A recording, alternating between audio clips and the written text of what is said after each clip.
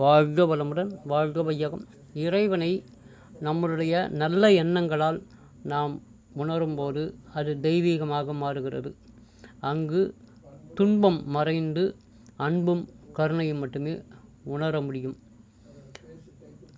நம்ம எப்பவுமே நல்ல எண்ணங்களால் நிரப்பப்பட்ட மனதுடைய மனிதனாக வாழும்போது அங்கு ஏற்கனவே நம் மனதுக்குள்ளே உள்ள பல்வேறு காரணங்களால் ஏற்பட்ட துன்பங்கள் எல்லாம் மறைஞ்சி அன்பும் கருணையும் மட்டுமே அங்கே நிறைஞ்சி இருக்குது. இந்த உணர்வு தொடர்ந்து நம்ம தக்க வச்சுக்கும்போது அது தெய்வீகமாக மாறுது. அந்த தெய்வீகத்தை நம்ம தொடர்ந்து அனுபவித்து நல்ல எண்ணங்களை மேலும் மேலும் வளர்த்து கொண்டு பிற மனிதர்களுக்கு மனரீதியாக இன்பத்தை நாம் கொடுத்து நாமும் ஆரோக்கியமாகவும் அன்பாகவும் மிகப்பெரிய கருணையாகவும் வாழ்வோம் என்பதை நாம் உணர வேண்டும்.